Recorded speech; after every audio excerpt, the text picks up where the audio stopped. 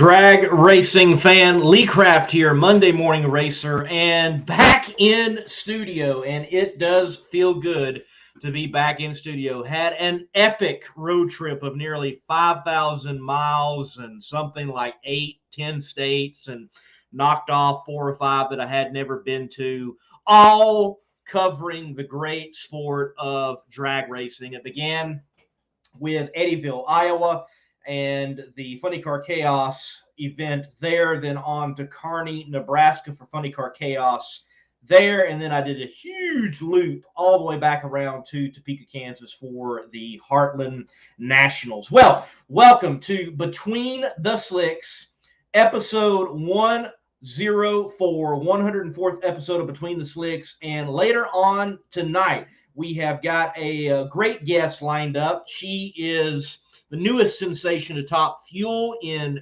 Europe, Miss Ida Zetterstrom. We're going to be talking with her, and the timing really works out well because she also is the most recent winner in Top Fuel competition over in Europe. She got it done at Tierp Arena, if I'm saying that right. We'll make sure that I make myself available to corrections later on in the show, but she is going to be on later on tonight around 8:30 p.m. Eastern time. I think for her it's like 2 a.m. or 3 a.m. or something like that, but it was kind enough to come on live during this time. So looking forward to chatting with her. I expect one day we're going to see her in the States drag racing. And what I like about her career thus far for this young lady is she has got it done elsewhere, and I would dare say in some ways probably even more challenging aspects of drag racing. She has been able to win, set records, have championships, and I'm expecting the same thing out of her in the world of drag racing concerning burning nitromethane and Top Fuel. So we're going to chat with her about the win, what she has done in her career, what she expects to get done in her career, hopes, dreams, life, all of that good stuff from the young lady that is hailing from the Åland Islands, which sits in a very interesting place in Europe. We'll talk about all of that coming up later on in the show. Drag Racing Central.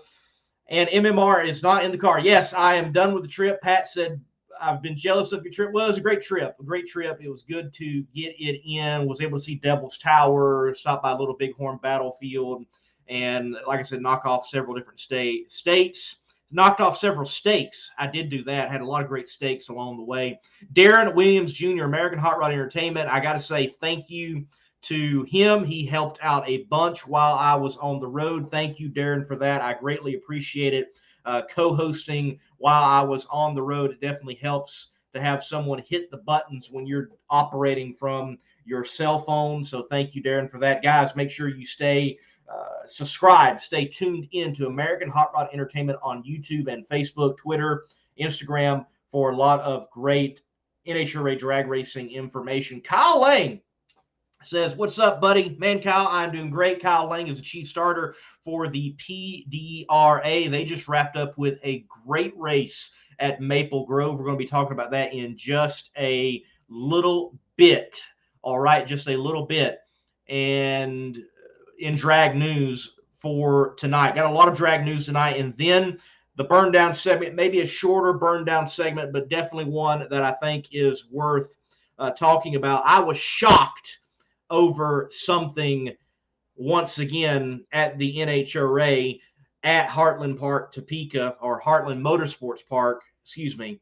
So we'll talk about that. Had a great time there. It was a great event, and we're going to talk about some shock. I was shocked, genuinely, at the digits that I encountered getting into the gate. So we'll talk about that later on tonight, as we have got Sam chiming in. He says, hey, great to see you in the seat again. It's good to be here. It is, for sure. Good to be here, and looking forward to the rest of the show. Let me take Drag Racing Central's question. And then we will move on into drag news. He says, is it just me, or is NHRA wrongly criticized at the PDRA race? There was 12 pro nitrous cars. No one complained. But if NHRA had 15 cars, the whole world is ending. I do feel that there is a double standard there. Now, we have to weigh that at one time there was no issues with any of these fields having over 16 cars attempting to qualify. I can remember going to Friday qualifying at the Southern Nationals at Atlanta Dragway, and the reason in which you went to Friday qualifying was because you were going to see that many more cars attempting and that many more cars running down the track. You were getting more bang for your buck, if you will. And that's not always the case. I don't mind when there is one car not making up a full field, two cars not making up a full field. I think it creates fascinating storylines, as we have seen at New England Dragway and we've seen at Mile High with like Jack Wyatt and Terry Totten and other individuals such as Joey Haas. I think it creates interesting storylines. And I think at times people are looking at the wrong area to measure the health and wealth of a sport.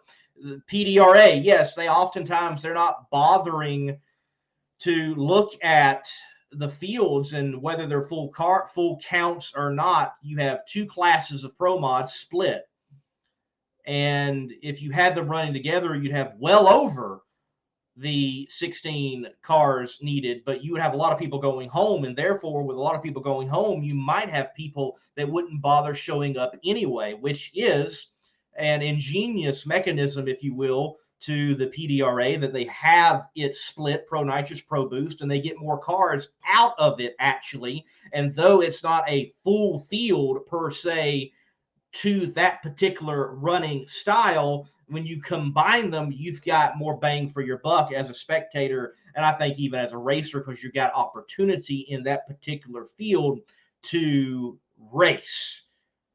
So I think there may very well be a bit of a double standard.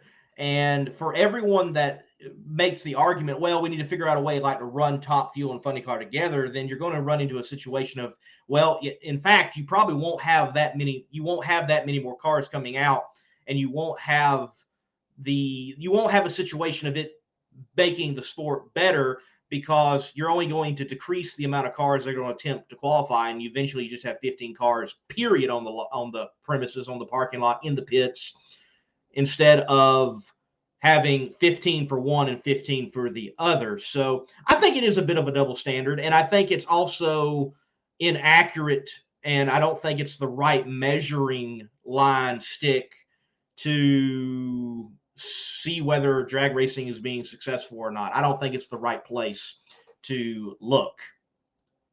And that's something about fan bases that, there was a day and time that national events, a full field was 8 cars.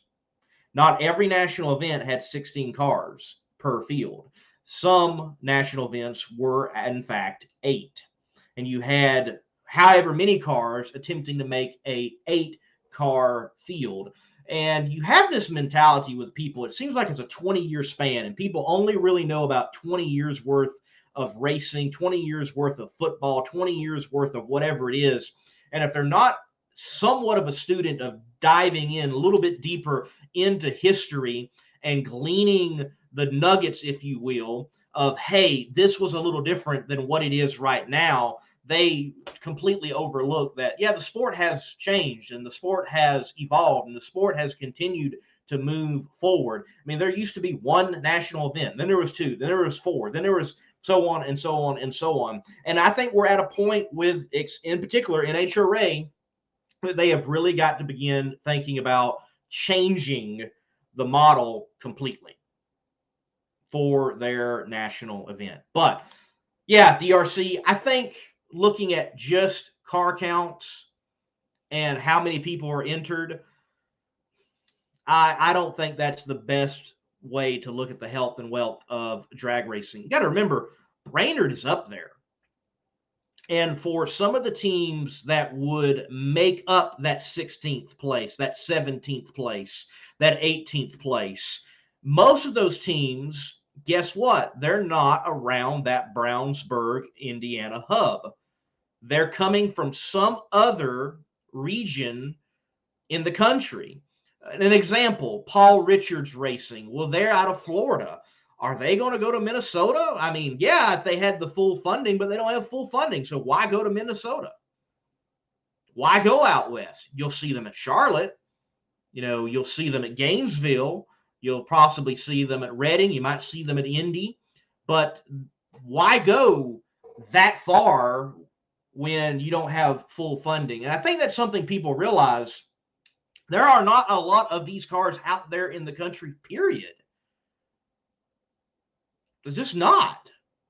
And the regional ones aren't going to trek across the country or up the country or down the country when they don't have the funding. If anything, instead of bickering about the fields and the car count, as fans, we need to be bickering about and need to be attempting and somehow figure out how can we help the sport from a marketing standpoint and get bigger brand names within the sport. And that could be done. That could be done through social media. A new big brand comes in the sport, and there's a social media blitz from the fans of drag racing saying, hey, we appreciate you coming in the sport. Hey, I bought your product and I tried it. Hey, I decided to purchase this and use it in my life.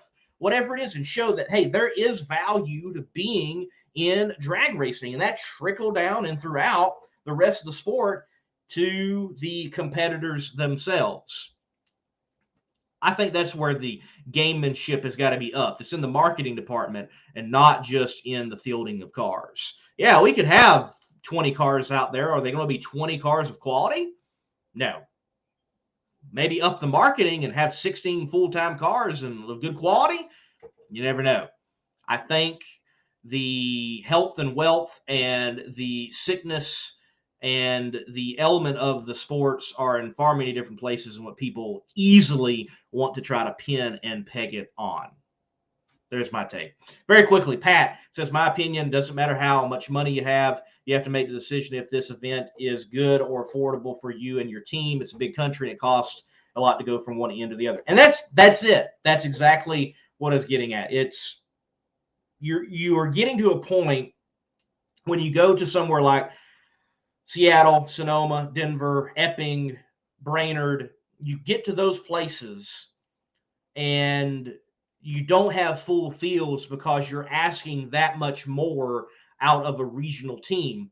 Go somewhere like Southern California and Pomona, and it's like, oh, we're going to definitely be sending people home. Indy, it just being the big race that it is. Well, you're going to see a lot of people going home because they were attempting to make that field.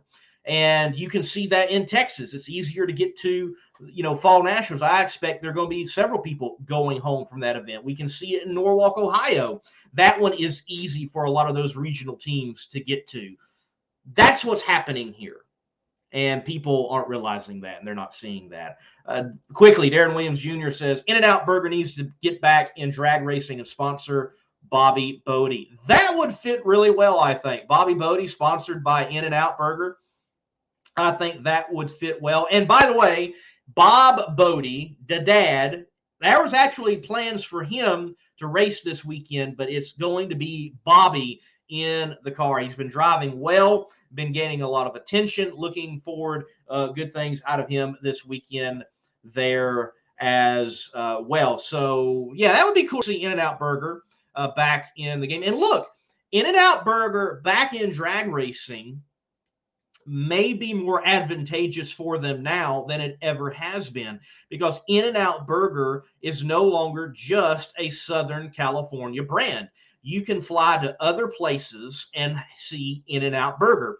I think of Texas. There is a lot of In-N-Out Burger in Texas. I think Phoenix has In-N-Out Burger now, if I remember correctly. They are not just locked in California anymore. So there could be a marketing portfolio that is not just Sonoma, Pomona, but it could go beyond to like Las Vegas and Phoenix and Texas for a drag racing operation, and it cover that span of events in the NHRA Camping World Tour. So yeah, In and Out needs to get back in the game. In and Out needs to get back in the game. But you've got to ask Darren Williams Jr. and others, like, where's McDonald's? We see McDonald's in almost any and every other major motorsport to some type of degree. They haven't been in NHRA for a long time. And that does beg the question, what is happening? Why is it so different in NHRA drag racing marketing-wise? For a sport that has such accessibility to the fan, why does it seem to be that the bigger name brands that, mind you, at one time did look at this sport, they aren't looking as they did at one time? There's more to this. There's more to this. And it's not just the NHRA's fault. It's not. You can't peg everything on them, just like we learned Tuesday night about night racing. That's a pro deal. Professional Racers Organization. 1,000-foot running. That's not the NHRA. That's the drivers themselves. We got to stop pegging everything on the NHRA. They're not always the big bad that some want to make them out to be. Are there times? Yes, there's times that it's like, hey, you done screwed up here, NHRA, and they should own it and they should move beyond it. But they're not always the ones. They're not always the ones. Well, we're going to take a quick break. After the break, drag news, ladies and gentlemen, drag news. And there is a lot of it in the world of drag racing. Power-Built Tools exemplifies innovation in the tool industry. From hand tools, power tools, and even tool storage. Check out powerbuilt.com for Power-Built Tools. And remember, use promo code MMR15 for 15% off at purchase.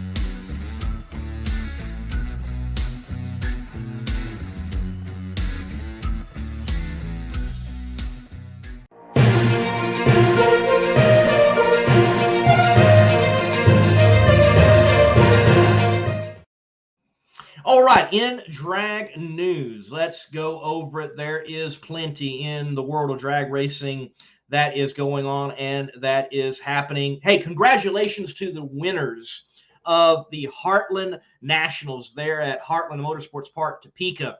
You can see on your screen, beginning left, going to right, Joey Gladstone, Pro Stock Motorcycle, Troy Coughlin Jr. in Pro Stock Car, Antron Brown in Top Fuel, and Bob Tasca in Funny Car. Bob Tasca in Funny Car is definitely confident that he has got finally a combination that can win him a championship. Antron Brown gets his first win as team owner, as American Hot Rod Entertainment has posted and shared often. He gets his 53rd Top Fuel career win, which pushes him past Joe Amato on that wins list all time. He has 69 wins total when you count in his career also on the Pro Stock motorcycles.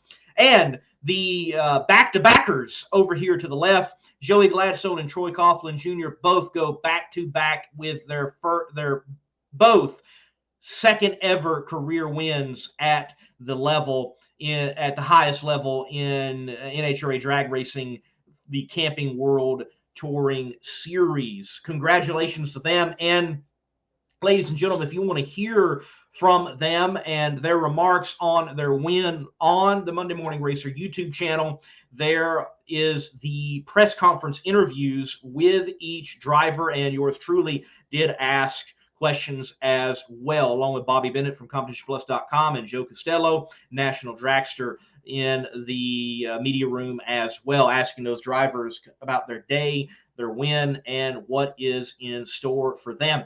Keep this in mind as we move forward into Brainerd and then the last race of the regular season, the U.S. Nationals there in Indianapolis. Keep this in mind. Well, in NHRA drag racing, the regular season, the rules are made up and the points don't matter, as whose line it is anyway would say. The points do matter, but we are operating under this like participation trophy error where if you have attended every race, you get your spot in the countdown, though you're probably not going to do anything with it, but you're going to be included in the countdown. And for the most part, there are no interesting points races, in my opinion, in any of the classes except for one. And that is Funny Car. Here's the situation in Funny Car right now. Jim Campbell and that Jim Dunn Racing Funny Car sits 10th. They have 846 points out of first place in 10th. And they have attended every race. So they would be included in the championship run no matter what. It gets interesting here, though. 11th and 12th. 11th is Chad Green. Chad Green does not have the luxury of being included in the countdown, be included in the championship run by attendance. No, he did not make the northern trip to Epping. He is 862 points out, just roughly 20 points away from Jim Campbell in 10th. He has got to make 10th place. But that's not the only cat that can throw some weight into this and say, just hold on, I want to make the countdown. Blake Alexander is only 868 points out of first. Again, Chad Green, 862. We have an interesting points race developing for that 10th spot that to Jim Campbell, it doesn't really matter. He's going to be in the countdown anyway. But Jim Campbell right now is effectively acting as a blocker for two other cars that could possibly make it on points in Chad Green and Blake Alexander. That is the interesting cutoff race at this point right now. I think that is going to be interesting to watch. And I'm sure Chad Green, who has attended every race except that Epping one, and it is a Tim Wilkerson tuned car, if he does not make this countdown, I imagine him and his team, along with Tim and others, will be sorely disappointed that they barely missed it. And they definitely will be saying to themselves, oh, if we had the points from Epping. So watch for that battle in NHRA Funny Car. The Northeast Outlaw Pro Mod Association, they will be racing this weekend at Michigan International Raceway, Maryland International Raceway, MIR. Definitely think of Michigan, but it's Maryland. They're going to be running there along with the Sportsman Spectacular Weekend. So if you're looking for some great pro mod action, this is another great group to get to the track, enjoy, and watch, the Northeast Outlaw Pro Mod Association. And then this weekend, one of the places in which I'm going to be, that is London Dragway in London, Kentucky for the Southeast Gassers Association. They are continuing to check off their season race by race and putting on some great action by no matter what class it is, A gas, B gas, C gas, super stock, or any of the other accompanying vehicles that show up for Southeast Gasser Association race. And best special guest Grand Marshal Daryl Gwynn is going to be there in attendance in London, Kentucky, the Southeast Gasser Association race. We're going to roll right on into PDRA news. Chris Reaney in this beautiful Pro Mod, he picks up the Pro Nitrous win in Pro Boost. It was Preston Tanner, Extreme Pro Stock Johnny Placino, and in Outlaw 632, Daryl Stewart, and then Brown Sugar. Tim Essick gets the win in Pro Street at the Northern Nationals for the PDRA at Maple Grove Raceway. And the point situation in the classes of the PDRA, well, Jim Halsey has like over 300 points, and Todd Tutterow has nearly 500 points for his lead. Amber Franklin has nearly 500 points for her lead in 632. The interesting battle right now would have to be in, it seems like as always, Extreme Pro Stock. Johnny Placino 111-point lead. That's it. That's not much in the grand scheme of things. Tony Gillig's right there. J.R. Carr's right there. And it's, yes, coming down to the wire, but nonetheless, we have got a good points battle shaping up in Extreme Pro Stock. Several races left for the PDRA combatants, but keep your eye on Extreme Pro Stock. And congratulations to all of those winners. And in the world of PDRA, it was interesting that there were two cars in competition in Outlaw Pro 632 that apparently were quite competitive, and they're not your typical Outlaw Pro 632 cars. They are more often seen at NHRA races. Kenny Delco, and in the far lane there, that is Alan Perninsky. Yes, with the 500-incher Pro Stockers that you often see in NHRA racing, they did not make the trip to Heartland Motorsports Park for the Topeka Nationals. No, they went down the road and participated in PDRA Pro Outlaw 632. And apparently one of them, at least, if not both of them, did get past first round. So for a long time, I have always wondered, I've thought to myself, where else can NHRA 500 cubic inch cars run? Because NHRA seems like the only place that they can run and operate. Well, it looks like they have got a new place that they can function and be competitive in, and that's Pro Outlaw 632 in the PDRA, and that is fascinating. Well, Jerry Haas and John DeFlorian, they built this thing. Notice that Jerry Haas sticker right below the 32.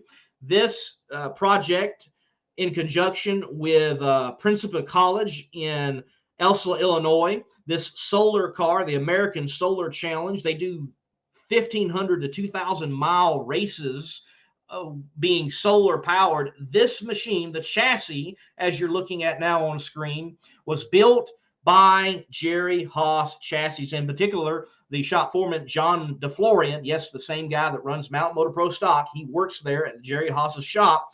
They built that for this college in conjunction and to run in the American Solar Challenge. And why am I showing this? Because it's not directly drag racing. Just want to show you that, hey, there are some extremely smart and talented people in drag racing getting the job done, and it can impact many other areas throughout the world of motorsports and in life. Hey, that shortage that's been going on with the traction compound, apparently VP Racing Fuel says that is no issue no longer. If you remember, I have said on this show and also on Competition Plus Power Hour that I'm not worried about the shortage, because when there are shortages and it creates necessity, people tend to figure out how to overcome those situations. And it appears that VP Racing Fuels has done just that. They have come up with new formulas, the LCHR and the LC7. They've developed them, and they're saying there's no shortages anymore for their process and for their product. Plenty of traction compound, and they are ready and willing to take orders. Very quickly, this graphic from Drag Illustrated. Pro Mod is getting some due. The D-Wagon shootout is going to be happening this weekend at Braydon International Raceway. They're going to be racing. The winner is for a total of $10,000 extra dollars, the race within a race, and a total of $25,000 grand prizes within this race, within a race this weekend. You can see there the lineups of those who are paired by points. What do you think is the most interesting matchup on the list? I think we've got to kind of get past round two, get into round two for some of the most interesting matchups, but it is going to be cool to see the Pro Mod guys, the Door Slammer guys, racing for a little extra money in the NHRA. So we are very near to bringing on our guest in just a few moments. Very quickly, the burn down segment. So I was waiting for my email from the NHRA for my media credentials to get into Heartland Motorsports Park. And that email, I'm waiting, and it doesn't come in time. Eventually, I got it. Allie at NHRA hooked me up. It worked out. But I get to the track and I'm like, I'm out of time and I need to get in and I need to go find my teams and go do my job. So I just buy a general admission ticket. I don't mind supporting the sport and just get in and go do my job. $60 for a general admission ticket on Friday night, and there is only one pro session. And you didn't even get the benefit of it being fully at night and header flames. I know when you start factoring in for inflation and the overtime and the value of this and that, and put all those calculations in, that $60 for a ticket compared to many other pro sports isn't that bad. Yet I can find cheap tickets at a pro ball game and go sit on grass and enjoy myself. But a general admission ticket, Friday night and one pro session, $60, I think that's a bit steep. That may be one reason why the NHRA could be having some challenging attendance on other days beyond Sunday and race day. Look at those ticket prices. I was stunned. I'm used to $40 for general admission, not $60, a whole nother $20. I was shocked by that. So in my opinion, they need to bring that ticket price down just a little bit, especially when it's just one session and you're not truly getting a nighttime session as well. So ladies and gentlemen, thank you for tuning in. We're going to take a break, and right after the break, we're going to have our guest, Miss Ida Zetterstrom. We're going to be talking with her and about the win, the career, where it's going, where it's been, and all the good stuff over there across the pond in Europe land. So this word from Destroyer 1320, and then our guest next. If you own a beautiful modern muscle car like this 1320 Challenger, I'm sure you don't want it stolen. Because the Challenger and many other modern vehicles have an easily accessible neutral release strap. That was your coin holder in your central console, and beneath that there's this red cord that someone can pop, put it into neutral, and potentially easily steal your car. But at Destroyer1320.com, they have the TDS, Theft Deterrent System, which is a cover over that strap using factory mounting points so that you don't get popped by a thief. So make sure to go to Destroyer1320.com using promo code MMR for 15% off and get your Theft Deterrent System TDS and steal the thieves' hope. All right, Miss Zetterstrom, how are you doing tonight? I'm doing great. How are you doing? Well, hang on. For me, it's tonight. For you, it's tomorrow morning. So yes. Yeah, that's true. That is true. Thank you for waking up early, staying up late, being with us live. I definitely appreciate that. And man, what good timing! I reached out to you earlier and was like, "Hey, let's look at this date." And you're like, "Nope, that one's not going to work. I'm being a drag race." I'm like, "Cool, let's do this." And here you are. I usually don't have winners on the show, but you got your first Top Fuel win at, pronounce it for me. Is it Tierp Arena? Is that how it's pronounced? Tierp Arena, we say it. Okay, awesome. So you got to win. You're knocking off these first very quickly. Yeah, you timed that really well. Yeah, you did. So how was the racing action over there? What was qualifying and race day eliminations like for you all? Give us the breakdown. It was good. We went out on Friday. We ran a 389, which in European standards is a really good run. And we stayed the number one qualifier until the last session on Sunday when Antti Horto came in and swept it by running a 388. So bumped us down to second, and that made us face off with Tommy Hapanen in the first round. Tommy Hapanen, he has run a lot of Top Fuel, but most of people may know his wife better, Anita Mäkelä, who is the current European champion and been several times, and it's a fantastic team. So that was a big first run for me. And we had a really good race. Me and Tommy, it was super close. I got off the line first. He ran a 92 and I ran an 83. I had a blower belt snap about 50 meters or so before the finish line, which made it exciting, you know, when you don't see the person in the other lane and you're coasting and you're not 100% sure if they're going to pass you or not. But yeah, that was a big run for me. And then in the finals, I was up against Antti Horto, and Antti is also one of the best in the class and also known for being a really great lever. And he has left on me before, and I had a final round appearance against him in May, main event at the first European race. And this time I was able to get him on the tree, which was a big win for me. We both ended up shaking the tires. I shook them so bad my belt snapped. Antti tried to get on it, but the car just wouldn't have it. And it was actually a coasting race to the finish line. But for me, it felt, I mean, it was still a win. And also since I was able to get him quite good on the tree, that was a big win for me, because I have been struggling a bit with finding my reaction times in the car. So I'm feeling like I drove well this weekend. I felt very comfortable in the car, and a lot of the stuff that I have starting to get even better at, had great control of the car, even on top end when it starts moving around quite a bit. So I felt really comfortable in the car and confident with my team, and my team was just smashing out, services between runs, and it was just a great feeling. And we had so much partners at the track, since Tierp is basically our home track. It's the closest track we have to race at. So we had both the guys from Cinderella, which is one of our sponsors. They were gonna come to an event in June that got canceled. So now we had opportunity to have about 15 of those guys being there. And then we had also our main sponsor, M Strand. And it was just such a good atmosphere to be able to get the first win there with all of them there, and just having such a good outing. And yeah, really good feeling. Hey, it is important when the hospitality is full to win those events. It definitely is. Going out round one, and then you gotta press the flesh and kiss the babies and all that, and you lost is tough compared to you're doing all that and you've won the event, or at least you performed well. And look, I know you mentioned that, hey, 380s, that's good for you all over there in Europe. It would have been good at Heartland Motorsports Park. I mean, it all depends on which tracks you guys run on too. Of course, it's a big difference since you guys have so many more tracks than we do. Yeah, you would have. What was your qualifying ET again?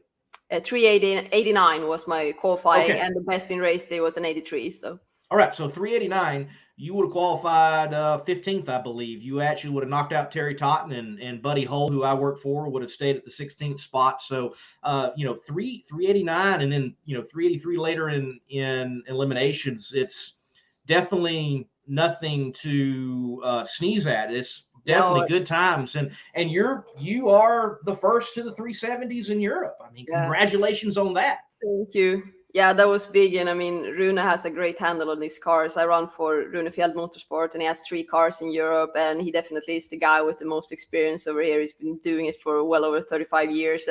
And he has such a good handle on these cars and these tracks. And it's just great to see. I mean, when we ran the 89 and then got bumped down by Antti Horto that ran the 88. I mean, those are both Rune Fjeld Motorsport cars. We are all 3 of us in such a great cars. So it definitely makes the competition hard. And then when you throw in other guys like Tommy Happanen and the Mäkelä family, it definitely isn't easy. I know we're down on car counts this year, which is sad for us. And it is after COVID and still after Brexit. We have had issues getting car counts up this year, but it definitely isn't an easy competition. And for me as a rookie, I need all the practice I can get. And I mean, we were still able to set a new European record and be the first in the 3.7. So it still shows that even though car count is down, performance isn't. So definitely, for sure. Well, Darren Williams Jr., American Hot Rod Entertainment, he says this, and I agree, and I want to go through some shots. He says, drag strips in Europe and Australia are lit. I'll describe the emoji that way. They have an arena feel to them. So where do you like racing overall over there in Europe? Because, Tierp Arena, I mean, look at this place. Like, it really feels like a stadium. That is a cool looking drag strip. And then, Santa Pod, it has a great little feel to it, and the windmills down toward the end of the track. And you got some great spots to watch a drag race, whether it's from the heels or the stands. And then my personal favorite is Hockenheim. Like, I love the look of the Hockenheim ring with the drag strip and how it wraps around in the stadium feel. But where do you like racing the most over there in Europe? Yeah, we have several great tracks, and in the Top Fuel, I've been mostly at Santa Pod, since that is where the cars are based, and that's what I've run most. And I feel very comfortable on the Santa Pod track, since it's such a great track. They basically have events there almost every weekend of the year, which makes it, really high standard, and they're really good at what they do.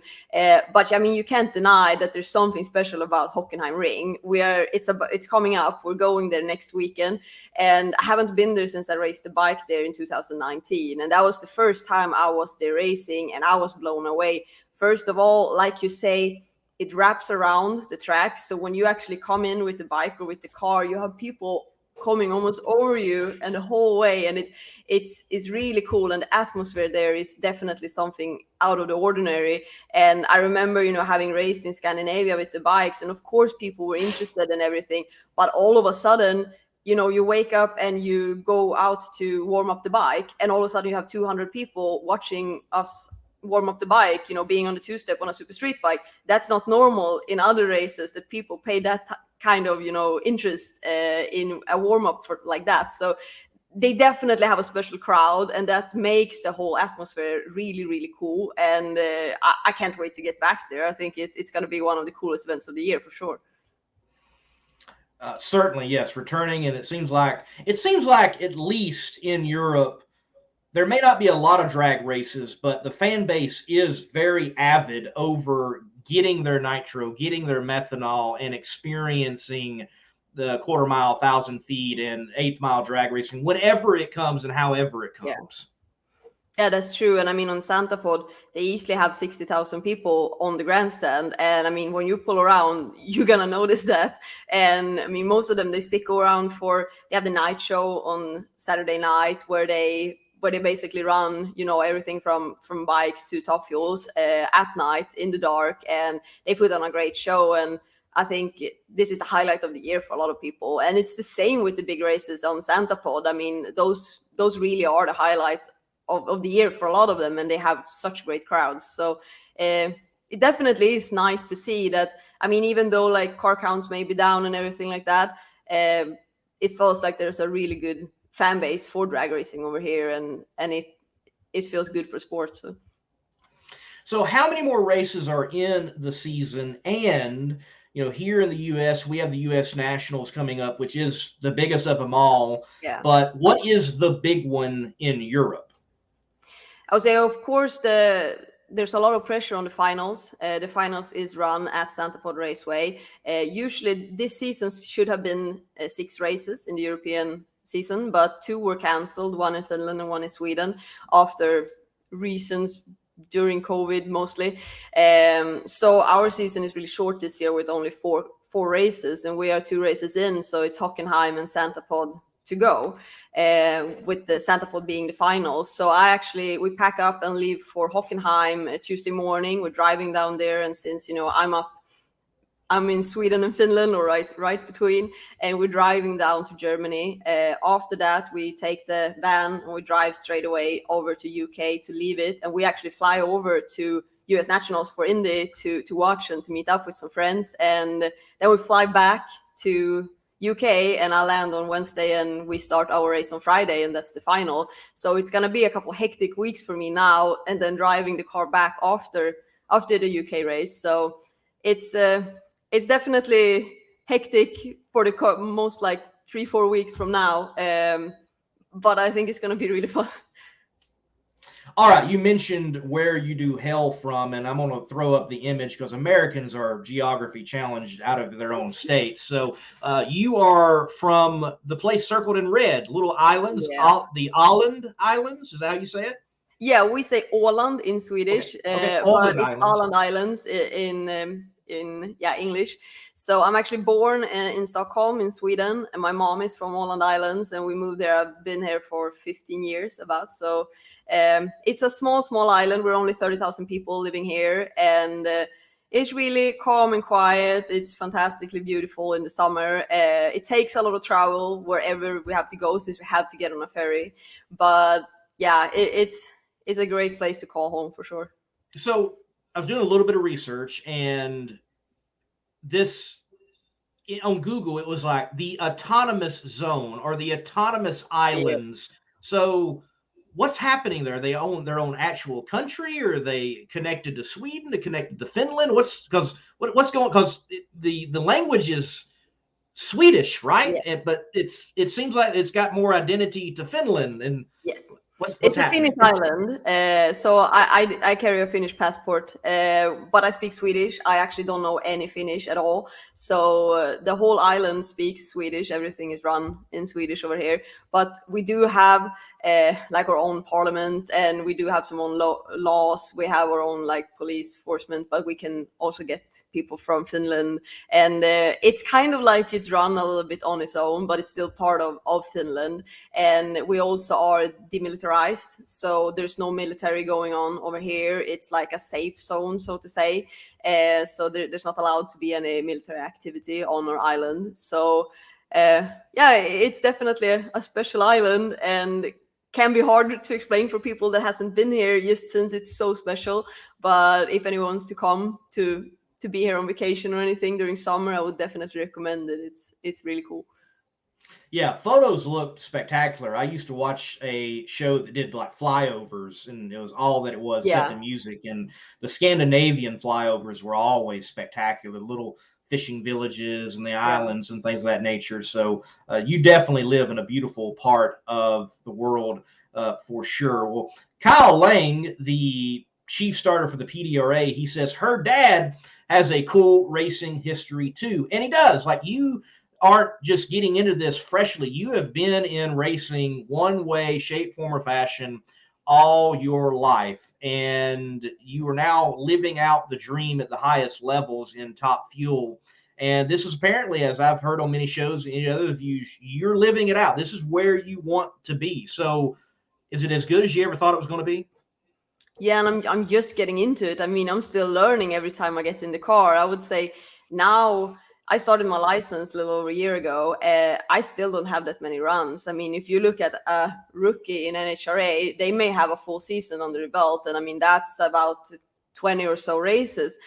For us, a full season can be 5. So I'm still so new at it. But I would say now is when I'm starting to get into it so much that I feel like I can start to evolve as a driver, because the first part of my journey in Top Fuel was basically getting a handle of everything, catching up, getting it, into my head. So it's actually there as a routine, and I don't always have to think about everything I do. Going from the bike over to Top Fuel, on the bike, I had a routine that was already, in my mind. I didn't have to think about it. Going into Top Fuel, I had to redo all of that.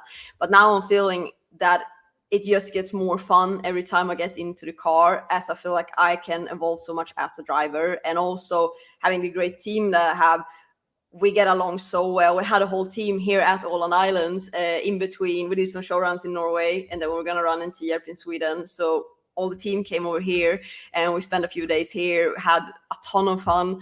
And I think that just makes it even better, that it's so much fun for me to go into the races. This is the biggest dream I've had. I've always wanted to run Top Fuel. So of course, running the car is what I've always wanted to do. But to make, everything around it just come together with a great team, we have so much fun. I feel like I'm definitely in the right place over there. It just adds to all of it and makes it so much bigger for me.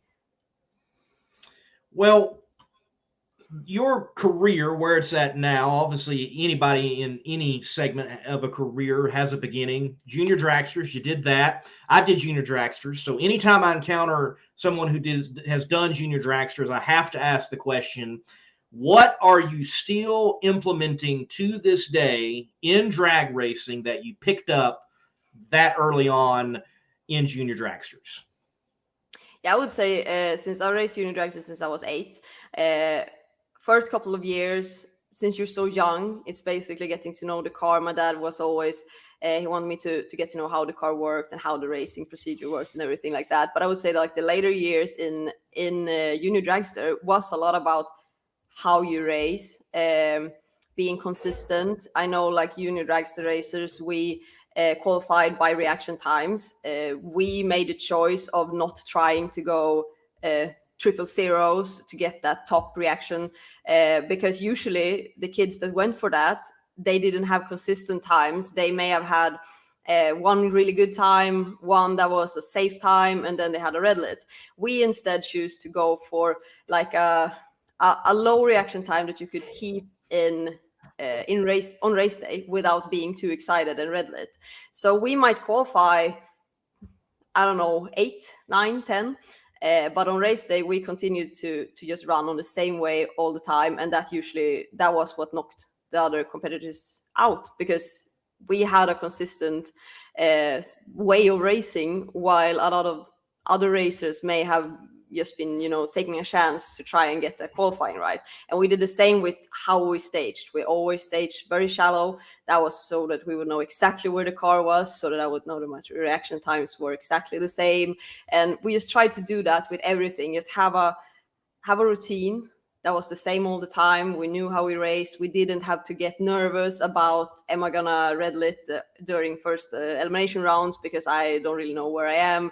It made us confident, and we had a lot of success with it. And I think I've really taken that part with me, because it kind of is all about finding your routine and be consistent. You can't start changing around how you race or how you do, because like now I have a whole team around me. If I start to change way of doing, they won't have a clue what I'm doing or how they should act. So I think consistency definitely is the key, and trying to just improve a little bit all the time. And that's what we did in juniors, and that's what I think I still have with me. All right, so juniors, you did earn your Super Comp license, and then you go and get on one of these. And young lady, I will say this, badass. I mean, no wheelie bar, not a slick, in the sixes. You're the fastest gal on two wheels over there, I think, from what I understood in the bio, at 688 or something like that. I mean, absolutely insane. I mean, talk to us about on a bike and manhandling one of these things, and then roll that into Top Fuel, because you didn't take the normal route. I would say, like, from what I understand, you didn't do A Fuel and then get in Top Fuel. You go from this and you're in Top Fuel. So did anything transfer from how challenging these are? Yeah, actually more than I thought from the beginning. I would say getting into bikes, that was probably the biggest challenge I've taken on, since I've been racing, uni dragsters, made a normal move up to super comp dragster. Then I took a little bit of time off, went to school. Didn't have the budget, to be honest, to race anything at the moment. But then my boyfriend raced bikes. He raced super street bike, and I kind of fell in love with that class, since it's really such a cool class. Like you said, we run it on street tires. We here in Europe, we're based on 68-inch wheelbase, which isn't that long if you compare it to many of like the grudge bike and so on over in US. And I mean, 750 horsepower, no wheelie bars. They're hard to handle, and there's a lot of bike, a lot of power. And I just really, really liked the class and what it took, both from the team of, building a strong engine and a strong setup, tuning wise, and then also from the driver.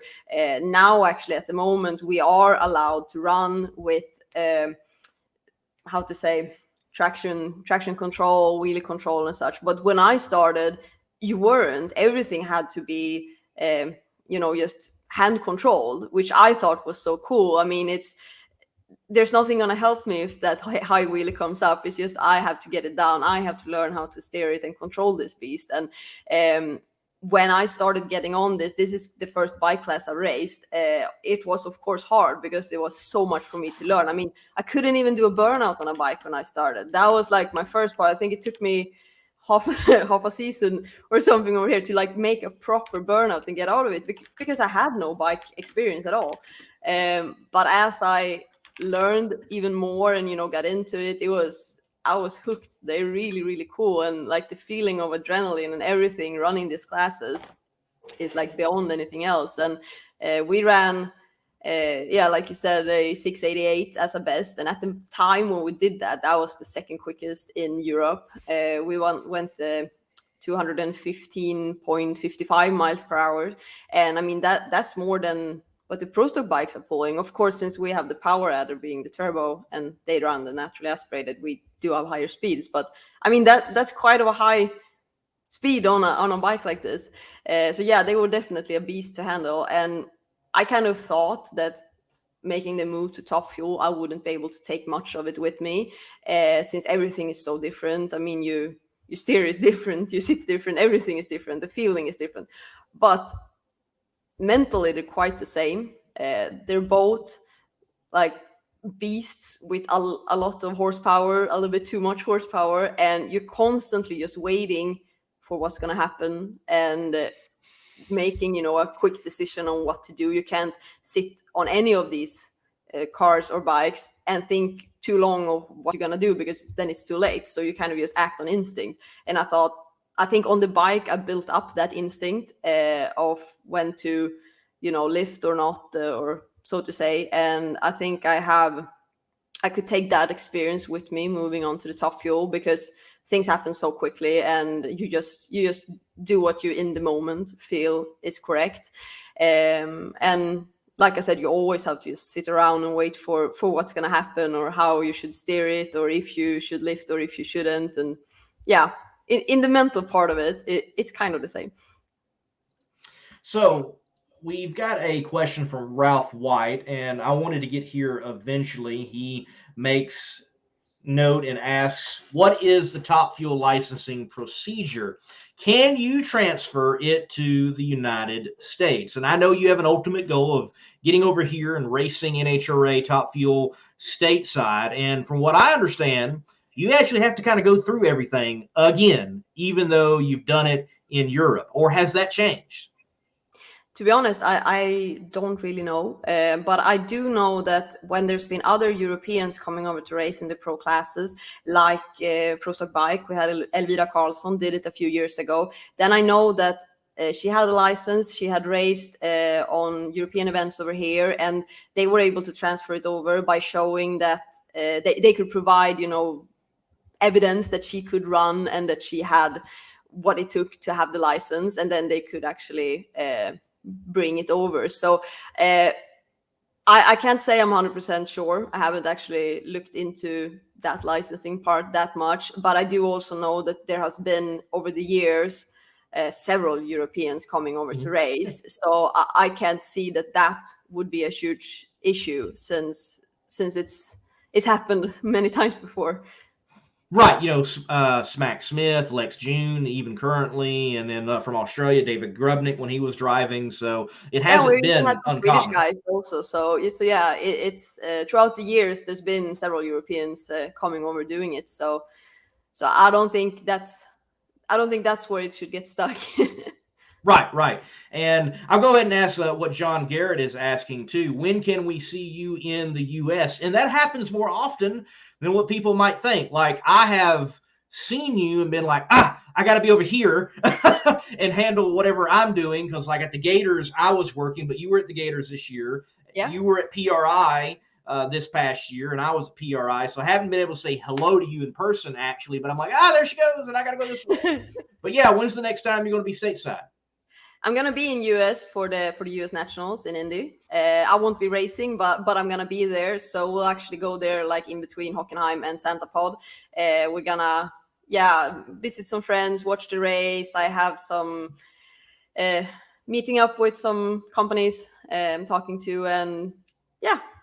Yes, since I'm racing over here, I still have sponsors from US. I mean, I have both Edelbrock and Comcams with me, and we have the Tile and the Sona from the bike parts. So I do go over to US to meet up with partners occasionally. And like you said, PRI was a great time for me. It was actually my first visit, and I definitely want to come back this year.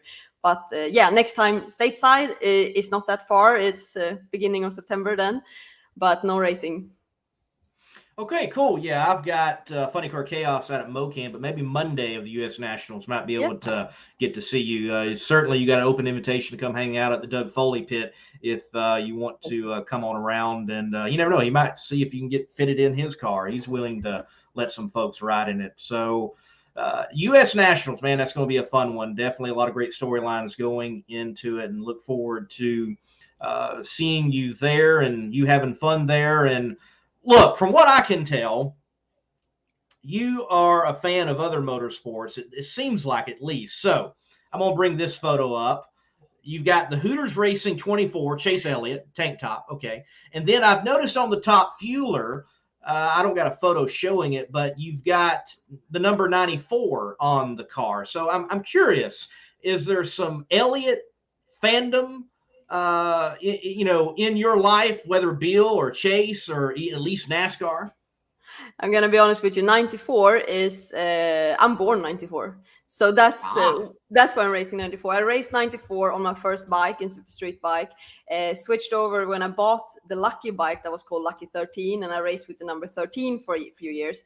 But now when I had to go back, I could either choose my old number when I raced junior dragsters, but that number was 2858, and it's quite long. And also, we're not allowed to have longer numbers than 3 in Top Fuel. So it was natural for me to go back to 94, since 94 was what I raced on the bike. So it actually isn't more complicated than that, to be honest. All right. What about other motorsports, though? Fans, F1, I know over there, DTM. Yes. Anything else beyond drag racing? I mean, I love watching all forms of motorsports, of course. And last year, when we couldn't race, do the normal season due to COVID, I only did the licensing part. Then we actually worked with a Porsche Sprint Challenge team and worked on those cars, the GT4s. So, I mean, that's really a cool angle to get to see that too. And I mean, my boyfriend has raced dirt bikes for years, and when he raced dirt bikes, I had a dirt bike. We were at the track all the time, since he trained to race. I might as well run and have fun with him. So that's also been a big part of us. I have never raced dirt bikes, but we still follow the supercross races and stuff like that. So I would say I wouldn't say I'm, the biggest Formula One fan watching all the races, but I do want to keep up with them, and I do watch the highlights. And it's the same with Supercross. I do watch the races when I do have the time. And like most of motorsports, you like the super bikes and everything. I think all of it is really cool. But drag racing has always been what has just owned my heart since the start. So, when we don't race ourselves, we watch either NHRA or PDRA or whatever is on that weekend, because that's what we love. And beyond the drag racing, it seems like you are definitely a car chick. Like, I don't mean this to be rude or crass, but it seems like that you've got a really cool, hip, rockabilly European thing going on. I've seen you in the leathers and the black, obviously the motorcycle. But what's going on here in car culture? And y'all got a build going on, I believe, between you and your boyfriend. So y'all definitely do more than just go out racing. That's true. I mean, this photo is actually from Street Week, which is like the Swedish version of Drag Week, which is a huge event over here. And it was the first time we ran it with Kim's little Opel. So that's a really cool car with a little Volvo turbo engine in it. And it's quite badass. But my love has always been for American muscle cars. My dad has always worked with American cars since I grew up, and my boyfriend and I have a '68 Camaro. It was a Pro Touring Camaro with a 540 engine in it when we bought it, but we have bought a LS motor, so we are LS swapping it and putting twin turbos on it. Sonorotor has the mirror design twin turbos that we're gonna put on it, so that's gonna be really cool. I have to say, when I was younger and had that big love for American cars, I always pictured it being I will say not turbos in an American muscle car, but I've actually grown to like them after we have raced turbos for so many years with the bikes. So it's gonna be a really cool build putting turbos on the Camaros. So that's kind of the next step we have in the building process, and we're gonna start with that right after we come back from the last races of the European season. And I mean, I'm currently in my workshop, so this is my office at the top, and then downstairs here under we have the cars and we have the bikes. My boyfriend have a Turbo Hayabusa that he ran on the street and some small races, and I have a BMW S1000RR street bike that's also down here that we run when we have time on the streets. So we do have a lot of fun stuff. And like I said, the love for American muscle cars has been there since I was this small. But then bikes has kind of come into it. We have had jet skis and basically anything that's fun. At the moment we don't have any dirt bikes, but we've had that for years too. So that's kind of my life. I love doing everything that's action packed and fun, and we do have so much planned and we aren't home that much. So when we are home, it's really nice to just have, you know, a project build to work on, or a jet ski to take out when it's nice weather, or go out with the bike, and just those small stuff, going to the gym or going, you know, to town to lunch and take the bike. That kind of feels like everyday luxury. So yeah, that's what I like. Very cool. Very cool that it's, you know, there's nothing wrong with people like just drag racing, but it's always good to see that they've got a project elsewhere. They're interested in other things beyond drag racing, and it's cool to hear you've got the build and doing some other forms of drag racing, like you said there with that particular event. In that, what was that little car again? It's a Opel Kadett. Okay, cool, Yeah. cool.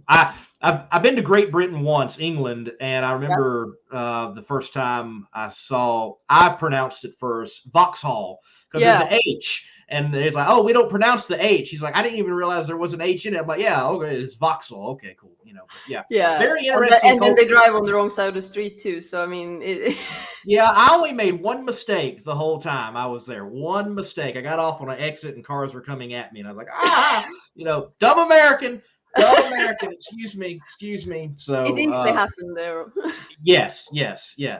But it is fascinating in Europe, the love affair with American muscle. Like there's whole there's whole meets and there's whole get-togethers around it. And it's very interesting that is the case. And glad you are able to be a part of it. And speaking of muscle, let's talk about the car, the big car.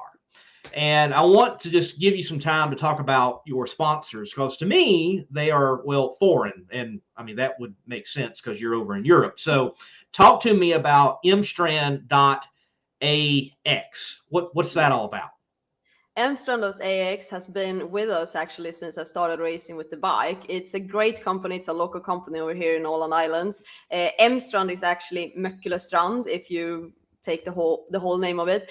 And that is actually a place here in Åland Islands where you can buy apartments, you can buy places to build houses and so on. And Jan Eklund, that owns Mstrand, he started this, or I would say like 10 years ago. He made this area. It's really close to the ocean. Like if you are some of the apartments, you see the ocean from down there. You have your own place to have your boat and everything. And at the moment now they're building big apartment complex over there.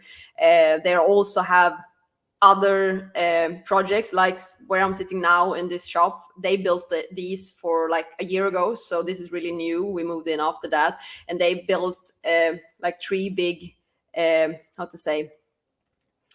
places with a lot of shops in them, and you can rent or buy a shop.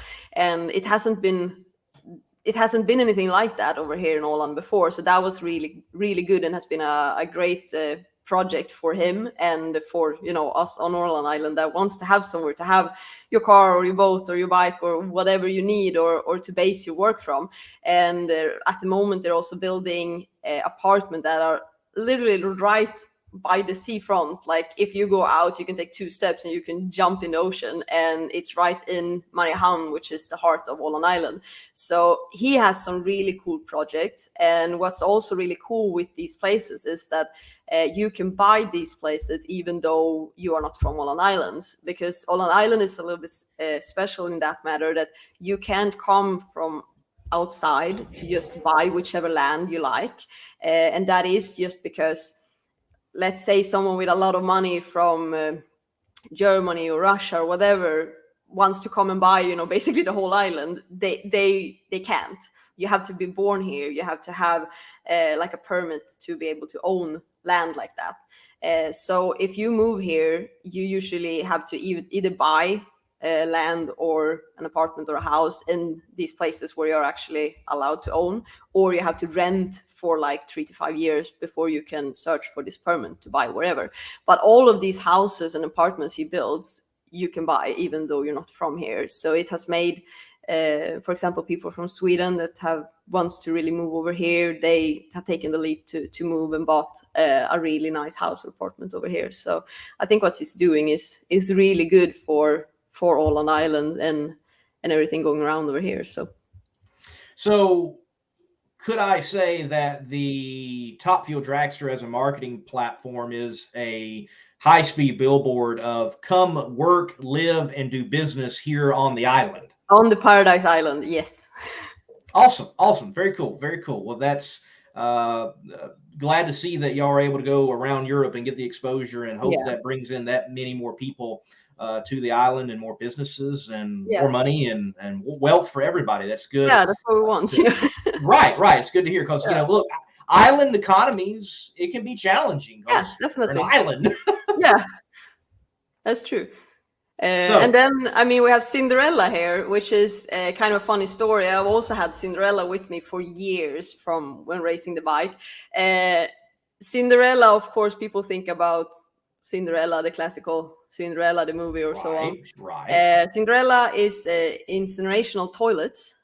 So basically, they burn whatever you put in there, and it turns into ashes, and you just throw it out.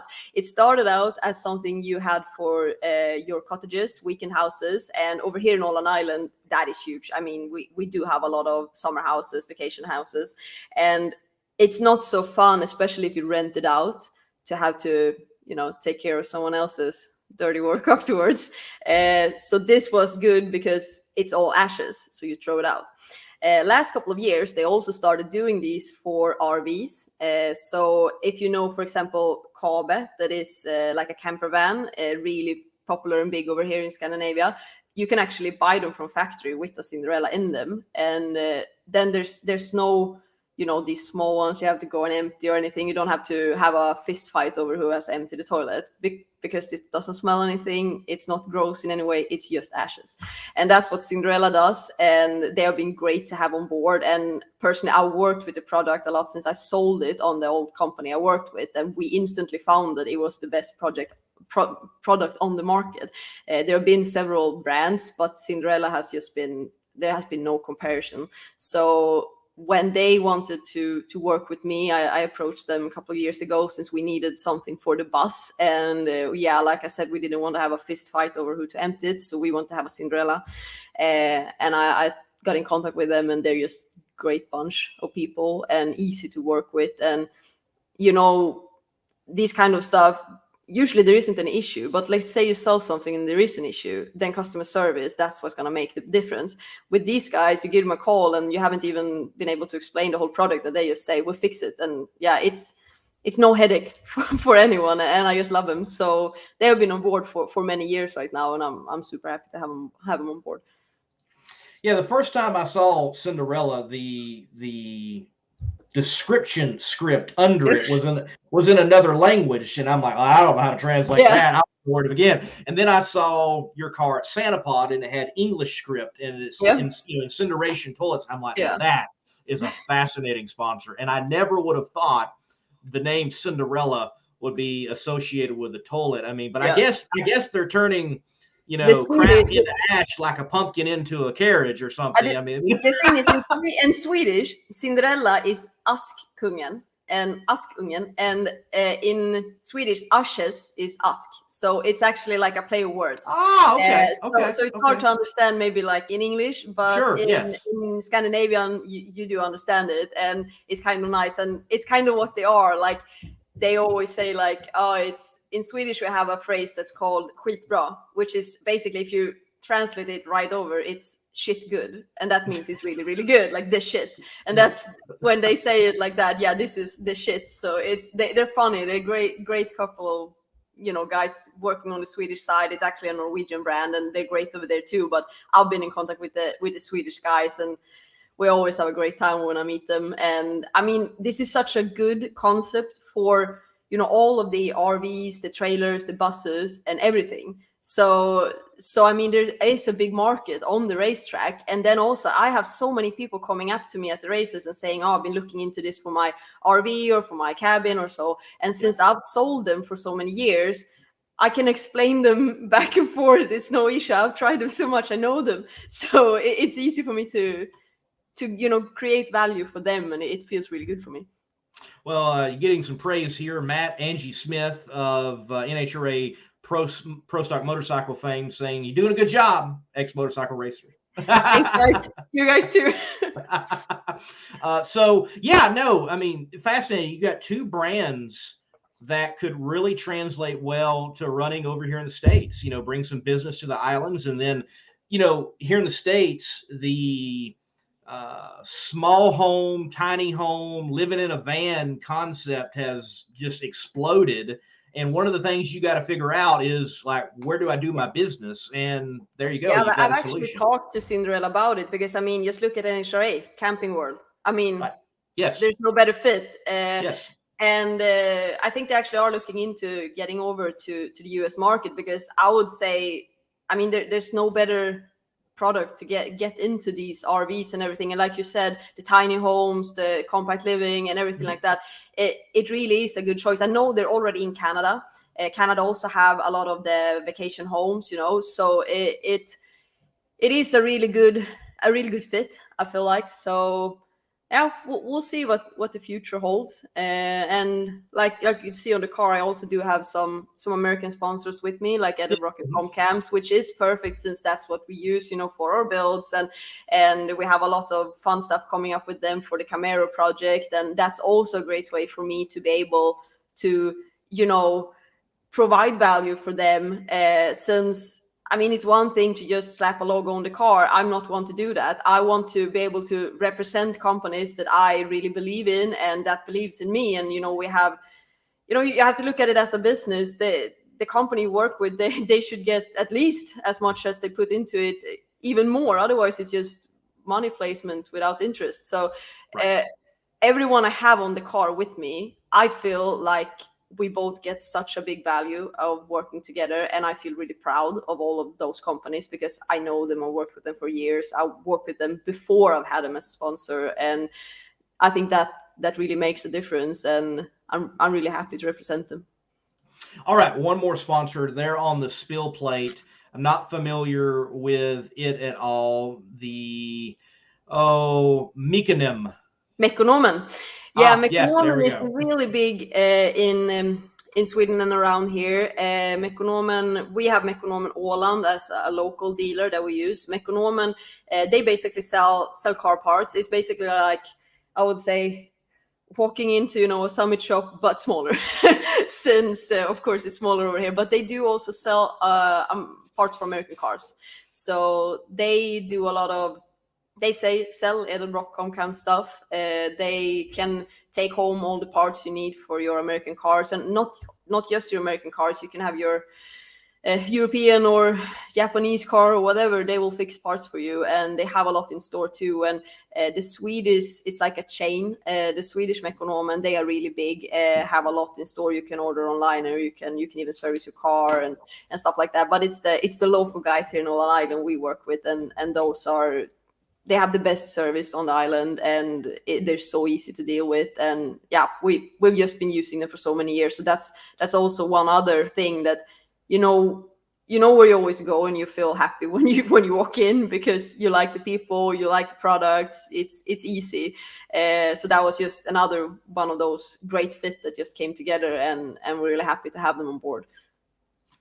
So quickly, how many languages can you speak? Like I saw a promo in, I imagine what would have been your native tongue on social media, and I was like, man, I don't even know what she said, and I'm ready to go to the drag strip. So how many languages do you speak? Only two. It's just English and Swedish. And English, now we speak a lot of English since my team is based in England. So of course, when we are at races, we do speak it. And it was basically the same actually when we raced the bike, since our tuner, Arto, he was from Finland, and he didn't speak Swedish and we didn't speak Finnish. So it was English still on the racetrack. But of course, there's still days I'm struggling with English. And for it being, let's see, what time is it? It's 4:20 a.m. Of course, my English can be a little bit rocky sometimes because I'm a little bit tired, but I'm working on it.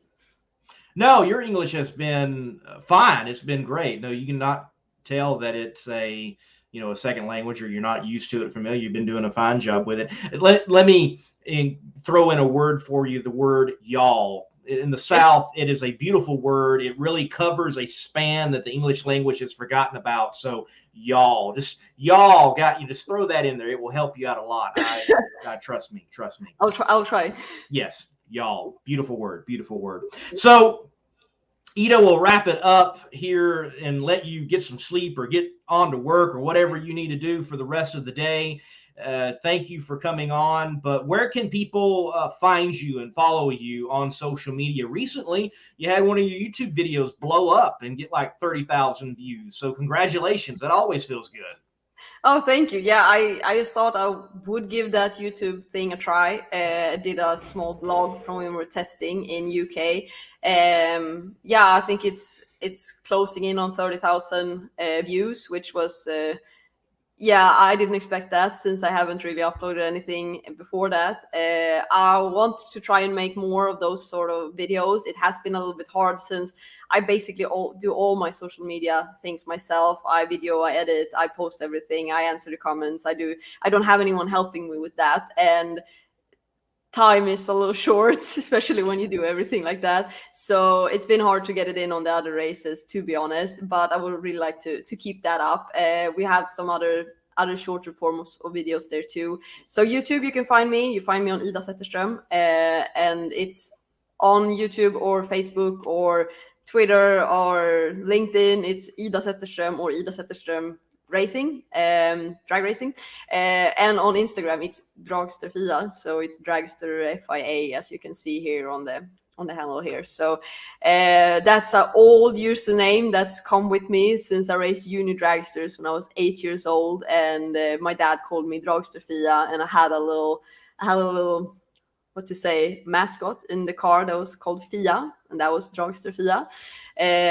And it basically stuck, and all of a sudden I had quite a lot of followers. I had it printed and stuff, and I couldn't change it. So now I'm Dragster FIA. So look me up.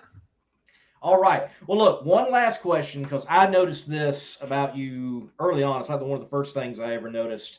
The bike helmet, and I don't have a photo of it, but I do have the dragster helmet, like you can see right there.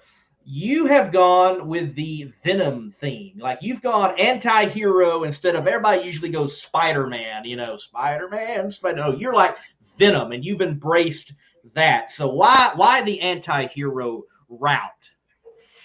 I would have to say this is not because I'm a big Venom fan or a Marvel fan like that. I would like to say that it has some fun stuff like that. But the thing was, actually, when I started racing bikes, that was new for me. I wanted something to kind of stick out, but I'm not one to go for the pink or so on. I don't fit in it. I think it looks awesome for others, but I just never been a pink girly girl like that. And I usually had my small pigtails when I raced, and everybody was like, "Oh, you're so sweet." And I thought, hell no, I'm not sweet. So I bought the ugliest, like the helmet that stood out the most. That's what I bought. And at the moment, I think in the class, I was the only one that had a helmet like that. Now they're starting to be more popular, but then it stood out a lot, and people thought I looked a little ugly with that helmet on, and I loved it. So after I actually had an accident on the bike with my first helmet, and I couldn't wear it anymore since I scraped it in the asphalt when I slid. So I bought a new Venom helmet that was actually even cooler than the first one. And now when I went over to Top Fuel, I kind of felt I need to keep something that I had on the bike to go with Top Fuel. And I contacted the guy that made this helmet and said, like, can you spin this in some way? I want it similar. I wanted to stand out. And actually in the car, even when you photograph the car from the front, the helmet looks sick. Like, you can really see it with the mount and everything. So I love it. No, I agree. You definitely have got something marketable with the way you're able to present yourself and your looks and your theme and everything you've got going on. You've got the last name. The last name alone just is really, really marketable. Zetterstrom. I mean, it's hard to pronounce, and it's long to write and everything. But yeah, you can see that setup. Yeah. Yeah. It's an announcer's dream. You can really work with it. Yeah, I for can sure. tell. Yeah. Well, Ida, look, great to have you on. I appreciate you coming on. And look, feel free to send any of the other European drag racers my way. I definitely want this show to have a international flair to it, from Australia to Europe. And if you know anybody worthwhile having on, send them my way for sure. Thank you for your Definitely time. will do. I think it's great that you have some European racers on, and even though we have to stay up, late at night, it's really nice that you have us on, and I'm really thankful that you wanted to have me on. Thank you, Ida. You take care. Thank you. You too. All right, folks. Well, that was the most recent winner in FIA European Championship drag racing in Top Fuel, Ida Zetterstrom, and a good look at her career and what's going on and where she's at right now, even some future plans, and just getting to know that program a little bit. And yes, definitely want this show to have an international flair. Drag racing happens, well, everywhere. It does. I mean, it happens even like in Taiwan, down little narrow streets on little motorcycles, and they got to like shoo people away and make sure the train's not coming. Like, it's insane down there. It happens everywhere in all different shape, forms, or fashions, and I love it all. So right here on Between the Slicks, if we can have an international flavor to the show, we definitely want to have that. So, I've got some contacts to the folks down in Australia. Maybe we can have them on later on and hear from the ones down under, but it was good to have someone over in Europe. We've had Lex June on, but Lex June is here. He's living in the States. He's making a home here, and he is plowing away to live out that Nitro dream here. But it was good to talk to Miss Zetterstrom, because she is over there getting it done. And for the individuals that are over in Europe, those that do love their drag racing, they thoroughly enjoy it. And I hope they have better and brighter days ahead. And with someone like Ida Zetterstrom at the helm, definitely maybe can bring the sport of drag racing there to a higher level. It's certainly possible. But to each and every one of you that have watched and chimed in, thank you. Hit the like button for me. Subscribe right here to Monday Morning Racer on YouTube, and follow on Twitter, Instagram, and hit that like button on Facebook, where you can be updated with all the news in the world of drag racing, no matter where it's from, and beyond in the world of motorsports. Be sure to come right back here, 8 p.m. Eastern time Thursday night, for Between the Slicks. More than likely, since I'll be going to a Southeast Gasser Association race this weekend and covering that action, we'll have someone, one of the winners from the Southeast Gasser Association there at London, Kentucky, London Dragway. To each and every one of you, thank you for tuning in, and keep the pedal to the metal, and may God bless you.